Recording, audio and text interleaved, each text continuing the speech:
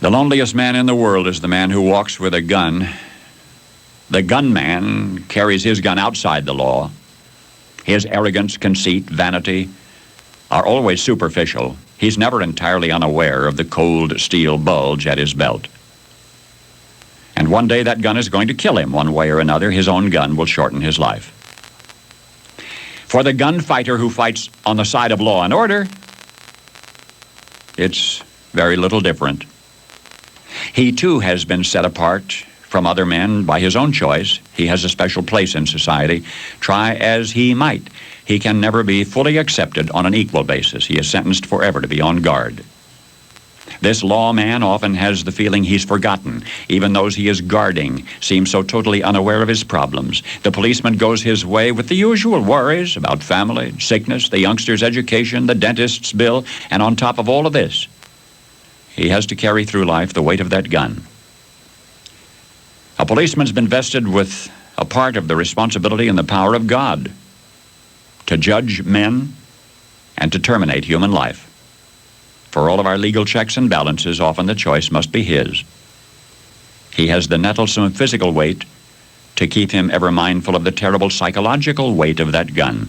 And when the gaudy lights are dim in the concrete canyons, and when the last gay toast has been drunk to somebody's ephemeral pleasure, and laughter has departed, and the night's refuse has been swept into the can so neatly labeled, "Keep our city clean," from then on there are none abroad but the social culls, the unlovely, the unwanted, and the policeman.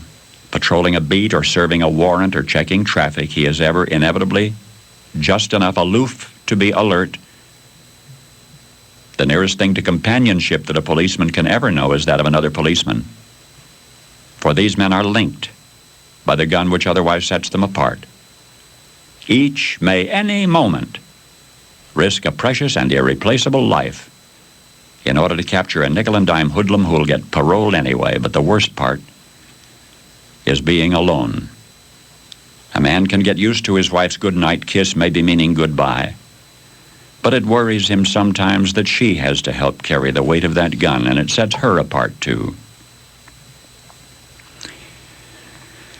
And that's about all I have to say. It's just that in 2 decades of living very close to the police beat, I've never met a policeman who was paid enough for what you expect him to do. And if the Republic survives, from somewhere out there on a pinnacle of history yet unreached, tomorrow's historians looking back will thank God that we had at least a few of the likes of you, policemen, on our side.